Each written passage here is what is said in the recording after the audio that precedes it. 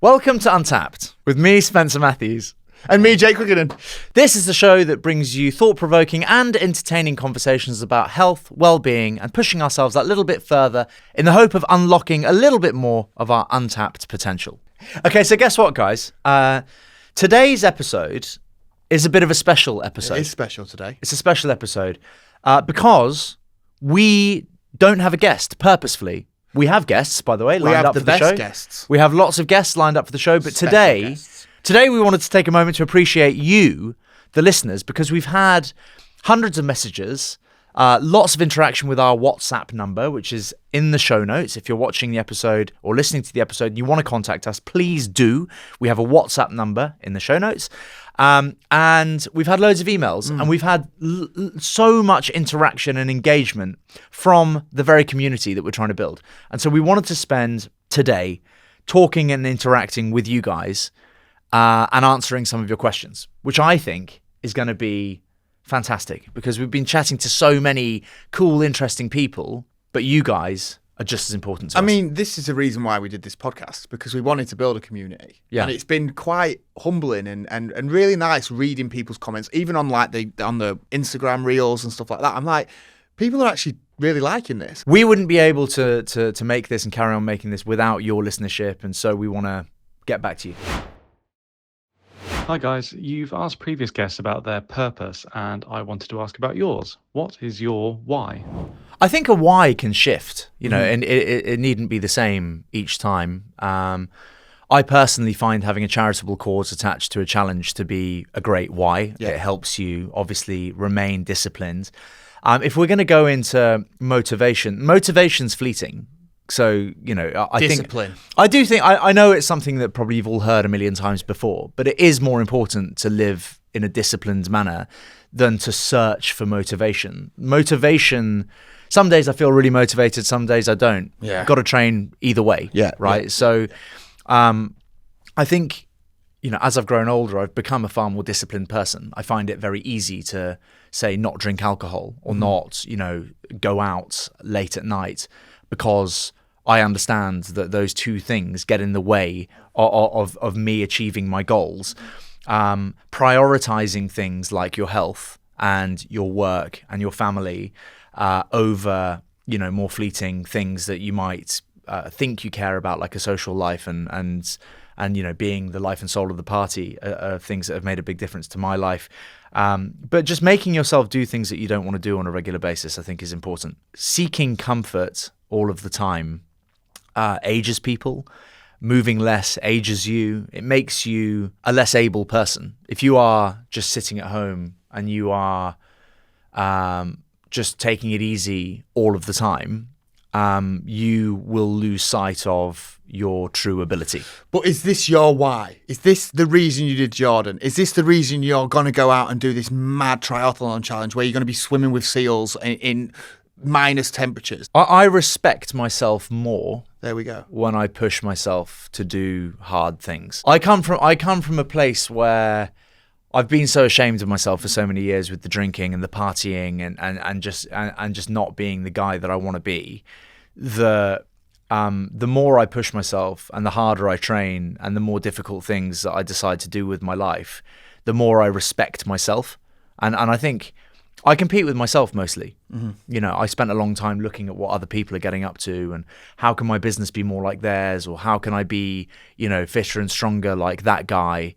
And actually that way of living is difficult, because even if you achieve your goals and you get to that level, then there's somebody else to focus on. There's always somebody that's going to be doing something better than you.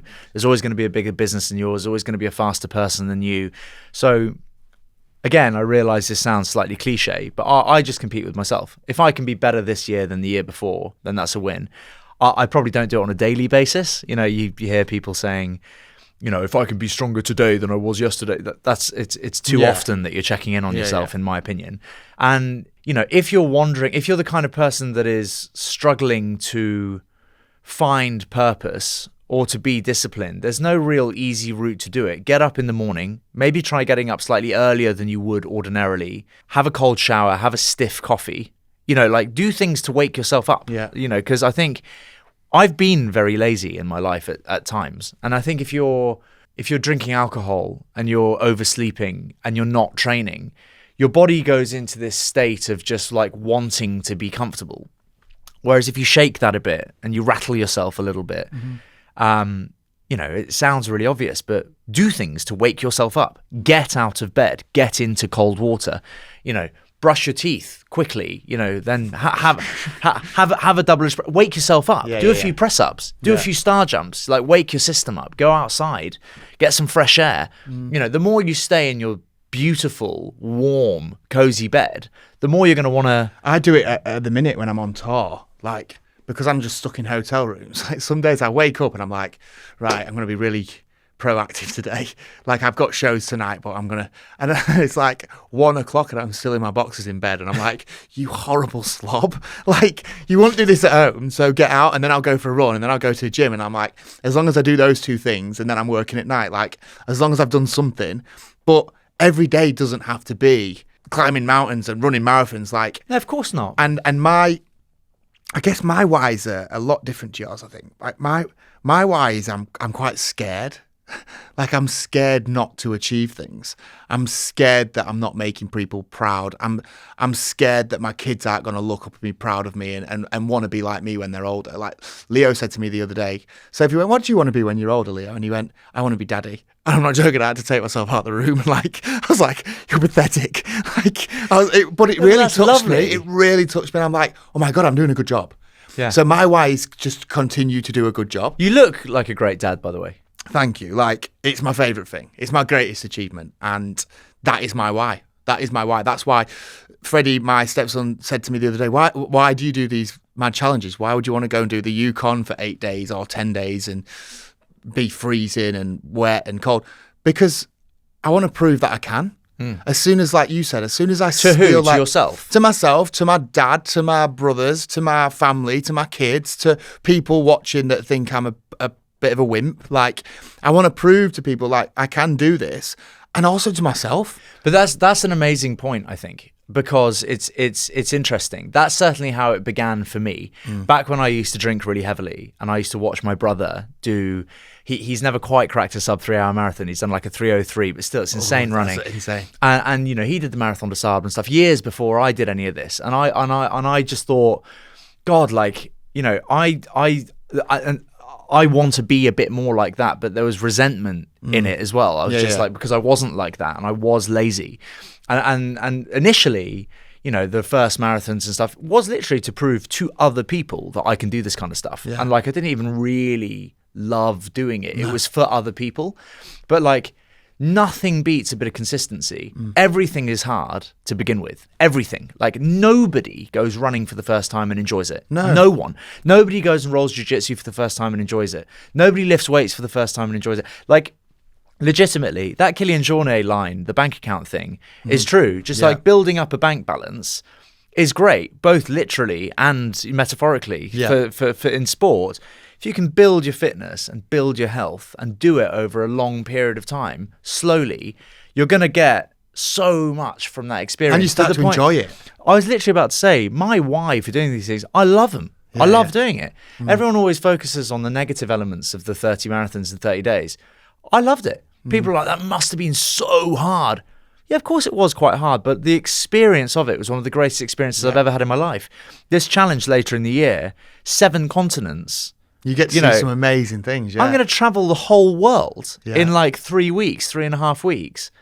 I'm going to see so many different cultures and cycle, you know, and run and swim all over the world. It's going to be hard, but it's going to be beautiful and it's going to be amazing. I feel very privileged to be in that position, whereas, you know, I've built a platform where brands and stuff will be interested in being involved in that process, you know, and I wouldn't be able to do it without them, which is epic. But when I die as well, I want to be able to look back and go, I achieved things. Like, I didn't just do reality TV. Do you know what I mean? Like, I've done a marathon now, and the Yukon 1000 is my next one. And again, like, people are like, why do you want to do that? Why would you want to sit in a kayak? Explain to me exactly what the Yukon So the is. Yukon 1000, my cousin messaged me just out the blue. He was an ex-Royal Marine. He now owns a gym. He's a really fit guy. And he messaged me saying, do you want to do the Yukon 1000? And I'd heard of it before. And it's a kayak race from Canada to Alaska along the Yukon River. So it's 1,000 miles. And you're totally unsupported. You've got to take all your own food, tents, sat nav it. Like, you've got to navigate through the rivers, through the rapids. You've got bears. When you're camping, you've got brown bears that might come and try and ransack your tent. And when he asked me to do it, there was no second thought in it. I just went, yeah, I'd love to do that. That's one of the things I love the most about you, by the way, is just like, I think overthinking things. Oh, it's the worst. Just gets in the way. Sleep is the most impactful and natural performance-enhancing tool at our disposal. Without it, my body would simply not be able to recover and repair itself after I go for a run or a workout. It is essential to maintaining and enhancing our well-being. With Whoop, I'm able to track my sleep every single night and how it affects the type of activities I choose to do the following day. Think of sleep as your bank balance.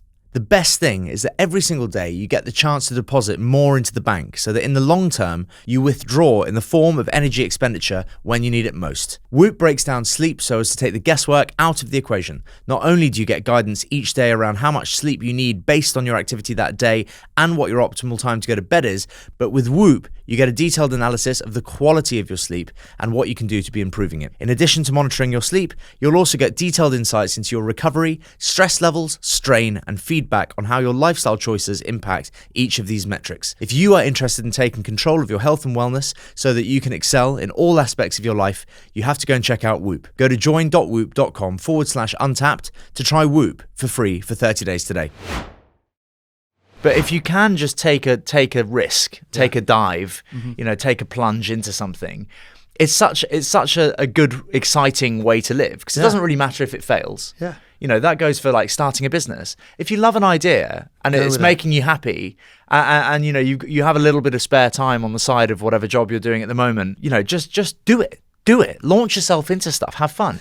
Sign up to the half marathon. Sign up to the marathon. Just go and do it, because it'll actually give you that discipline, that motivation to train. Yeah. It's really difficult, I find, to stay on track with your health, your fitness all the time if you don't have a goal. Mm-hmm. Like if you don't have a race planned, or you don't have something that you're looking forward to, then you are really just running for your overall health, which is fine. But I always find it's really important for me to have a goal. Well, I'll sign up for the marathon now. Yeah, oh God, you're doing it with me. I'm doing it with you. And Cooper. Yeah, and Cooper running. So basically, Hannah just messaged me and was like, do you want to do the marathon? Again, I did the last time I did it, I hated every second of it. And I went, yeah, of course. And then after I said it, I was like, why the hell have I just agreed to that again? But I'm starting to run a bit more. And I did the last one with hardly any training. So I'm like, it can only be as bad as it was last time. But I think you'll be fine. So no, but I'm excited to do it because I love doing it. And again, it's just small goals and small things that you can tick off. I still wear my first medal around the house. So I'm now going to have 2 medals. And it's like Mo. Yeah, like Mo. But for the Yukon, I might get to see wild moose. Like, how cool is that? A fucking moose. A moose, yeah. Yeah, like a big moose. I might see one of those walking along the river. I might see bears. Like, don't particularly want them to get that close to me, but you have to have bear spray with you all the time. Is that like a pepper spray? A pepper spray. But have you ever been pepper sprayed? No. I accidentally pepper sprayed myself. Is it? No, I have. I've been CS gassed at SAS. In college in California. Honestly, being pepper sprayed is the worst. The worst. SAS, we had to go in a room with CS gas, take our gas mask off and rescue someone, right? And we had to untie them and then leave the room together. I panicked so much as soon as I took my mask off. My eyes started rolling back. I untied this geezer. He must have been about 20 stone. And I just fucking picked him up and ran out the window with him. And I was like, my eyes were rolling back and I had Ant Middleton in my face going, just breathe. And I'm like, and I just went to it at the end. I went, was that health and safety checked? Like, was you actually allowed to do that? Because that was the worst thing that's ever happened to me. So it's just before he was sent to Australia? Yeah. So he was just doing mad stuff to people. But yeah, like I don't particularly want a bear to get close enough for me to use this spray because they have to be like 10 meters away or something. So, yeah. But I'm going to see amazing things. I'm going to be with my cousin who I literally grew up with, who I love dearly, Matty. He's a really inspirational guy. Like he was in the Marines for 10 years and he's done some really crazy stuff. So it's going to be really nice spending time with him. And then at the end of it, I'll have kayaked 1,000 miles, 17 hours a day of kayaking. Like, it's really how cool. cool is that going to be? Really cool, and like it's the kind of thing that I just love all of that. I think it's great. I've been in a boat once, but also it's when you are up against it and you're depleted and you're tired and you're hungry and aching and full of pain, you learn about yourself. That's me every day anyway. So you learn about yourself, honestly. You go really inside yourself and in your head, and you feel like giving up, and you have to keep breaking through that barrier. It's when you learn the most about yourself. 100%. And it's just a cool thing. You will, when you are sat on the plane home having completed that, you will feel a sense of pride and achievement that is probably going to be unrivaled. You'll be uncontrollably happy. For a period of time. And the people closest to you will feel that from you, and they'll feel pride in you, and it will be a beautiful time in your life. It's a special thing. Whenever I've finished something really hard, it's a powerful feeling that you get. And I suppose like now I chase that feeling as well. I think that that's another.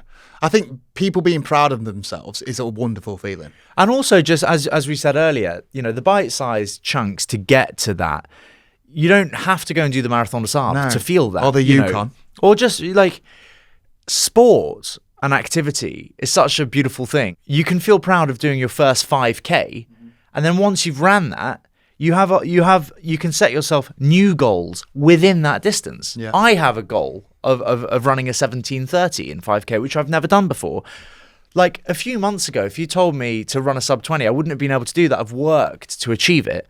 So, but now I've got endless targets just at that distance. So like you can get that sense of pride and achievement from the training that you push yourself to achieve the goal within a short distance. Do you know what I mean? Can I just tell people at home, right? So the other day I ran, I think it was like 20 5K on a treadmill, and I sent it to Spencer because I was like, I'm pretty proud of this. Like, I can definitely get a sub 20 now, and I'm like 100 kg. And he just put outside our treadmill, and I put treadmill, and he just put laughing faces. There was no well done or nothing. He just put laughing faces. And I was like, I read it and I thought, what a prick, man. He didn't even say well done. Well, yeah. I know it's easier on a treadmill. It's easier. Yeah, of course. You've got it. It's running for you pretty much. But still, like, I should have said well done. Congratulations on 20, but you're not getting congratulations for that. Okay. But a well done, maybe a well done. If you're, I mean, I could get a sub 20 tomorrow. There you go. That's my boy. There's actually when you, I'm pretty new to the 5K scene, like the park run scene, yeah. And like. I ran an 18:14 when I got back from the 30 marathons. I went to the track and I was light. I was like, for me, I was 75 kilos or something. I'm 82 today. Yeah. It's quite a big difference. Obviously, it was very conditioned as well, but I hadn't done any speed stuff. Ran an 18:14, absolutely did me in. Like I was like the bent over double at the end, like really went for it. And then I just assumed that because I'm getting fitter, like much fitter and doing a lot of speed work, I was like, oh, I can hit a 17:30. So I showed up to Park Run with a guy who runs 17:30 all day long, and he was pacing me. And obviously I came out too hard. And there's actually nothing worse than doing that. I was running at 3:20 for the first like kilometer and a half, and then just fell to pieces. Like went to 3:40, clinging on for dear life, like just couldn't hold it at all, and it was all. And I ended up doing a 18:30 or something like that. So it's still a very good time, obviously. No, only a minute out, but a minute's a lot. A minute's a lot longer than what I was hoping for. Yeah. And it just goes to show how important strategy is, and how you should be pacing yourself. And it made me think about our Mo Farah episode of him like losing that race because he just hadn't strategized against the person he was running for. So now it's like. At least you didn't get a 17:31. Yeah, no. I would have loved that compared to but you know what I mean. So like it was so interesting. Now I'll go out and just because I felt quite good, now I'll go out at like 3:40 and try and hold that for a while and then gradually get faster. Which I think is how most 5K pros run their races. They try to end fast, whereas I was just ending slower because I started too hard. So all good lessons, but it was, there's nothing worse than knowing you've got like 16 minutes of hell to just cling onto. Yeah, minging. It sucks, I actually. did some sprints yesterday. But I think, Chris, I hope we've answered your question. Like, there's a lot of whys in there, bro. Like, that was a good how many of these have we got? A couple of hundred we've got a couple of hundred to get through. This is an advertisement from BetterHelp. There are a lot of misconceptions out there about therapy. People think it's just somebody telling you what to do, but in all honesty, therapy helps you self-reflect and get out of your own way. My Untapped journey wasn't just a physical one, but a mental one too. Having access to therapy has not only helped me overcome challenges in my personal life, but helped me perform better as an athlete as well. It's not about having an instruction manual or being told what to do. You develop tools over time that you can use to be the best version of yourself and give yourself the best opportunity to be healthier and happier. As the largest online therapy provider in the world, BetterHelp can provide access to mental health professionals with a diverse variety of expertise. Build your support system with BetterHelp. Our listeners get 10% off their first month at betterhelp.com/untapped. That's BetterHelp, HELP.com/untapped. Hi guys, in the Killian Jornet episode, he mentioned that a person couldn't be faster than a cow. Do you think that's true? And if so, could Usain Bolt run faster than a cow? What? A cow. How fast is a... Hey, Siri, how fast is a cow? Cows look really slow. 17 miles per hour, an average-sized cow can run at. That's pretty fast. Some cows have been recorded speeds of 25 miles an hour. Yeah, imagine a cow running at the speed of a car. But how does it take? How long does it take to warm up? I don't see them stretching. No, but like it must take them a little while to get to that pace. No. A while, I bet. But yeah, but so over 100 meters. I reckon I'm going for cow. You know. Really? Yeah. That's interesting. Over 400 meters, it'd definitely have us at that pace. Oh yeah, but how that? Can it run 400 meters? We need to get a cow to Battersea Track, I think. Can we get a cow to Battersea Track? Simon, sort as a cow. Nobody thinks cows are fast. That's amazing. But hippos are rapid, and they're fast. They've got tiny little fucking squat legs as well. Yeah, and they're fucking fast, mate. 40 kilometres an hour hippos run. Yeah. Imagine getting hit by a hippo running at 40 kilometres an hour. You wouldn't know anything about it. A hippo, they kill more people than lions. I don't think... We they must race a definitely cow. lose. We can surely organise that. My friend Barry and I are running the length of Ireland, starting on May 28th, covering between 50 and 55 kilometres a day over 10 days. We're doing this to raise funds for Pieta House, a mental health charity close to our hearts. I'd love to hear any advice you might have on how to get the word out and promote our challenge. Barry and Bill. Bill and Bazza, the Basilisk. Legends. Yeah, they are. They do sound like legends. And do you know what I love? So many people are pushing themselves and doing interesting challenges now. Yeah, and raising money. People are raising money for charities. They're doing mad challenges. And I think it's important that they should get shouted out because, let's be honest, having following helps. Yeah. It helps when you do challenges. Like, if you was just Spencer Matthews and nobody knew who he was and you did 30 and 30, you wouldn't have raised half as much money. Yeah, it's because people got behind you and supported you. So let's help people who are doing it. Bill and Baz are running Ireland. Go support them.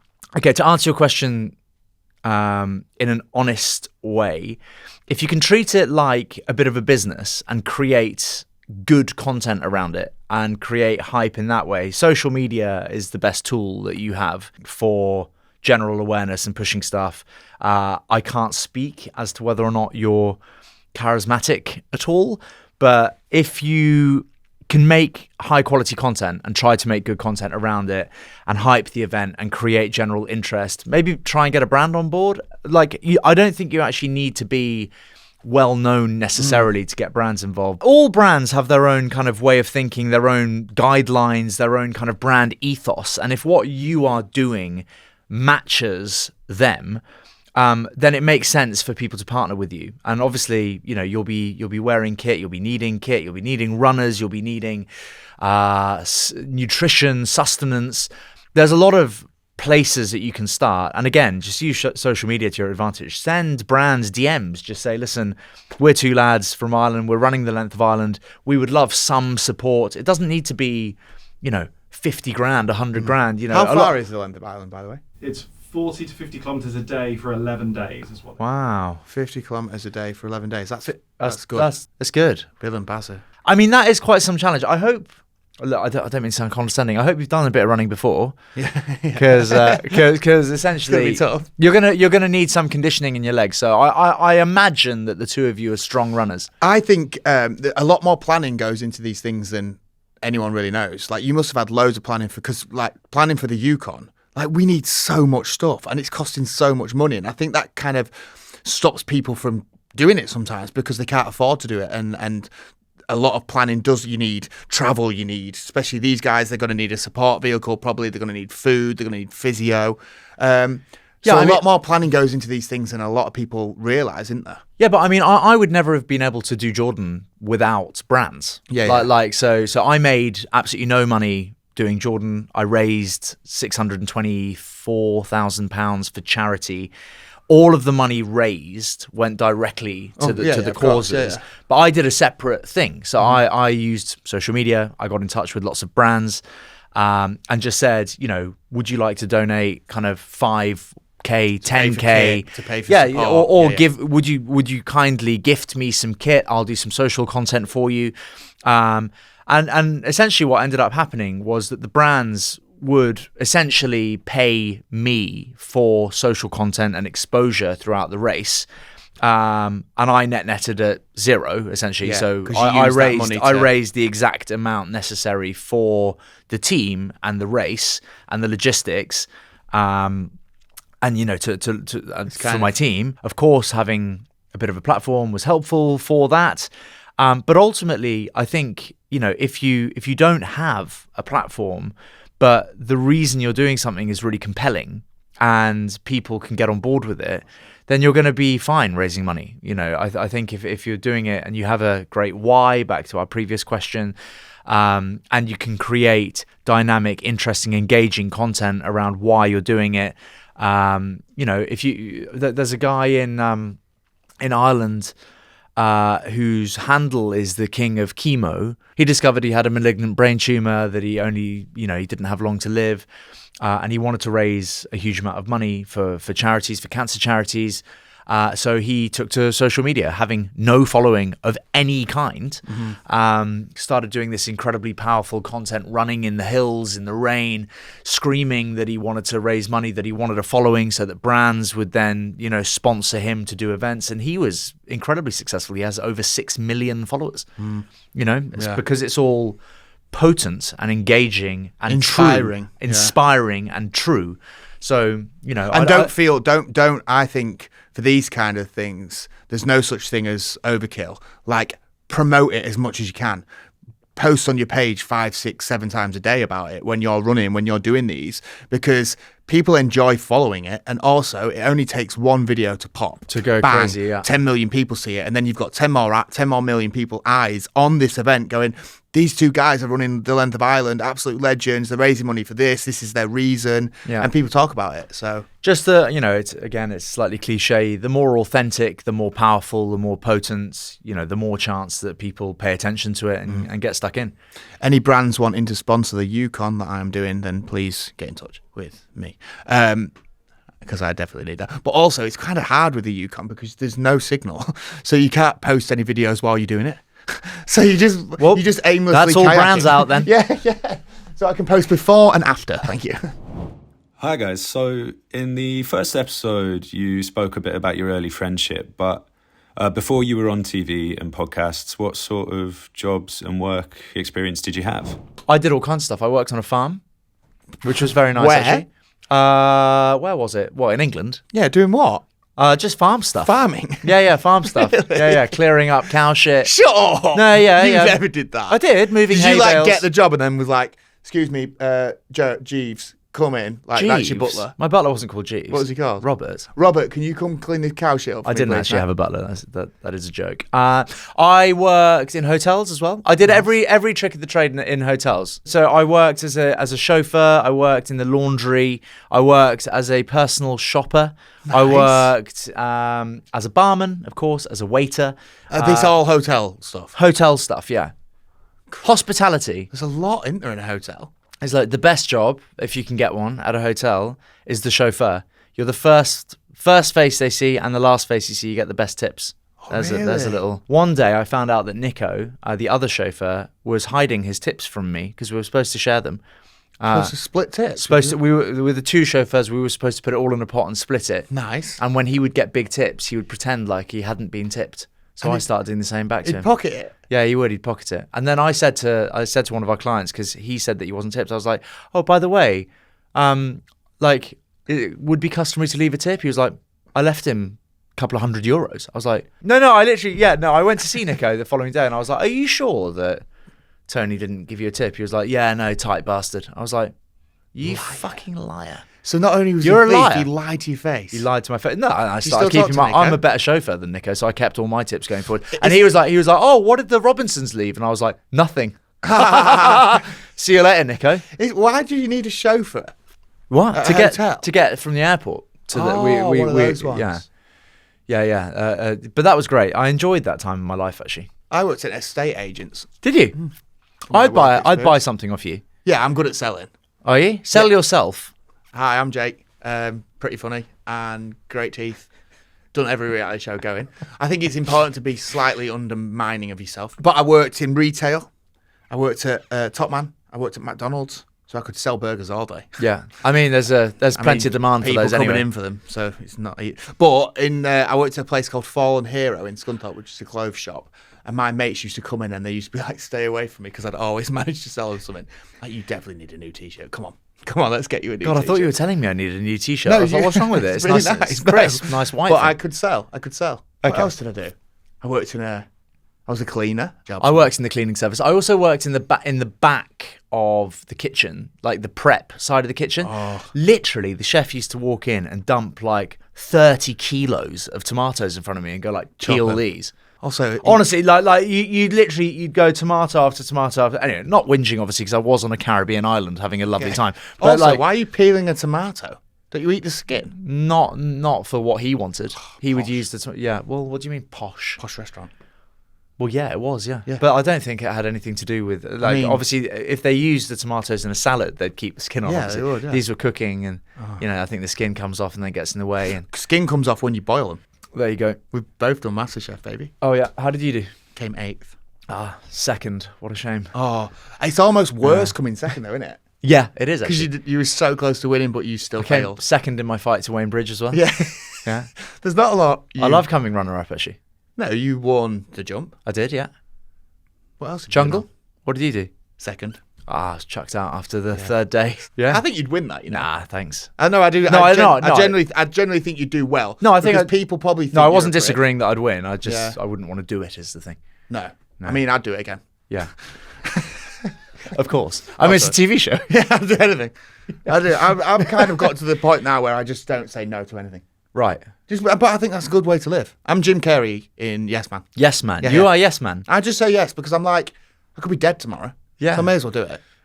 Are we going to try and break the world record for the wasabi, by the way? Yes, I think so. Yeah. So Jake and I had a fun little idea. Obviously, we want to challenge ourselves throughout the course of this series, like physically challenge ourselves, mentally challenge ourselves. So we're going to eat loads of wasabi. Well, no, 'cause I came across this clip on Instagram the other day of some guy eating wasabi, just raw wasabi, and he set a world record for eating the most wasabi, and it was only like 350 grams. It's nearly half a kilo, mind you, but I can do that. Honestly, I was watching him thinking, I'm not that impressed by that. And it made me think, like, I think we should do that. I mean, I'm game to If we try can it. get some raw wasabi in here. That's just the green stuff. We have right? yes, the green stuff on sushi, the spicy stuff, the Japanese mustard, basically, really strong root mustard. And we need to get half a kilo of it in front of ourselves, and we've got 60 seconds to do the full half kilo. I reckon we both do that, to be honest. Simon, you in? You're not doing it? No, Why? Saul, go on. probably not. Why not? I mean, you two are just pathetic, aren't you? Why are you choosing Why are you weakness? saying no? Frank's hot sauce would be like a bit much for me. Oh. Okay, well, are you happy to do it? Absolutely. Okay. I don't even care if I get ill. Yeah, I can care less if I get ill. And we might have a world record. Also, we won't get ill. Also- it'll just be hot. So what? Just handle it. we might have the Yeah, but like, you just drink some milk afterwards. You'll be fine.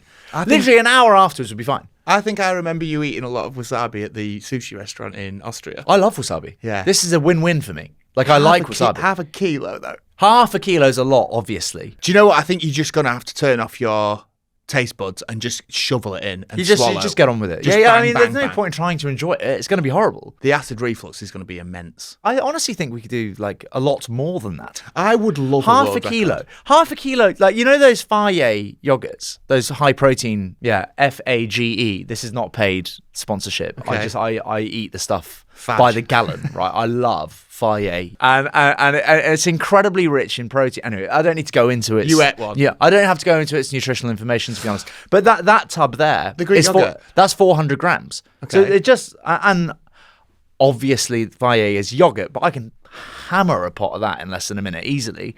So it's kind of, we just need to fill that full of wasabi. And then go for it. Hey Spencer and Jake, I've got a question about netball, which got me back into sport in my late 20s, and I saw that 200k women play the sport weekly. In the next month, they're launching the new Super League. Many of these elite female athletes have had to either work full-time or part-time jobs and train.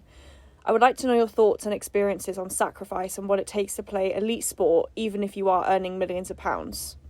Thank you. Wow, that's actually 200,000 people. A week. Women play netball a week. That's class. Yes, nearly 1 million people a month. It's a lot. Yeah. I mean, I guess for them, they love netball, so that's why they do it. That's why they are willing to work a normal job and play at a high level. I'm guessing, unfortunately, it's not paid well enough for them to then quit their job. But I do think female sport is starting to be on a rise, which is only a good thing.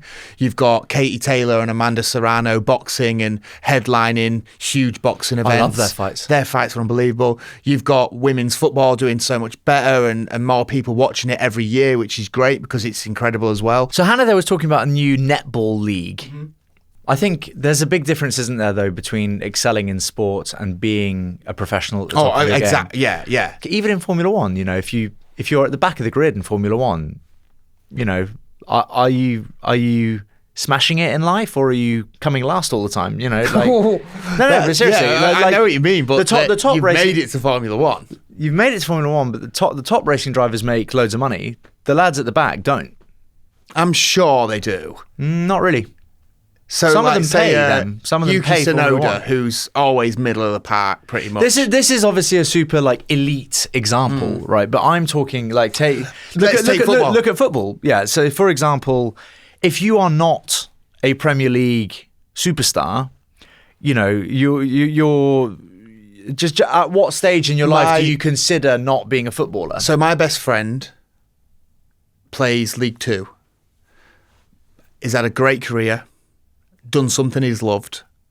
He's my age, 36. He'll probably be retiring in the next couple of years. I don't know how much he's on a week, but it's not going to be Premiership football wage. He's League Two. He's got a wonderful house. He's got a wife. He's got lovely kids. And he's done something that has absolutely been his passion and his love to do for his job until he's 36 years old. I say it don't matter that you're not earning 250 grand a week. He's done that. He's played a professional football. He's played in the FA Cup. They beat Arsenal. He's played against Arsenal. So I think, yeah, sometimes it is people's aim to reach the ultimate top and be Cristiano Ronaldo and win a Ballon d'Or. But some people have such a passion for it that they've made it if they've made League Two. They've earned a living doing something they love and they've managed to do that for a job. I think it don't matter if you've made it to the elite top. If you turn your passion into your work, you've made it. If you have enjoyed this episode of Untapped, we really value your listenership. Thank you so much. We really enjoy making the show. We're a new podcast. So if you do like the show and you've heard episodes that you like, please drop us 5 stars and a review. It really does help young podcasts like ours get noticed. So we would really appreciate that. Thank you very much. And we will catch you next week for a brand new episode of Untapped. Is there anything more important than your brain, body, immunity, and overall health? It's a good question. I personally don't think so. That's where Vitals by Heights comes in. It's 20 essential nutrients packed into 2 daily capsules. Think high-impact B vitamins, omega-3s, and vitamin D3. Everything you need to feel alert, stay active, and keep up with life. No nonsense, no fillers, just proper fuel made by those who know exactly what they're doing. I used to be a bit of a skeptic about supplements, but I quickly realized that diet and exercise weren't enough to be at the top of my game. I needed backup for my brain and body, and Vitals quickly became a part of my daily routine, keeping me sharp, focused, and somewhat sane. Honestly, just give it a go and see what it can do for you. You've got nothing to lose and so much to gain. Get 20% off your first month subscription at heights.com/untapped or use code UT20 at checkout.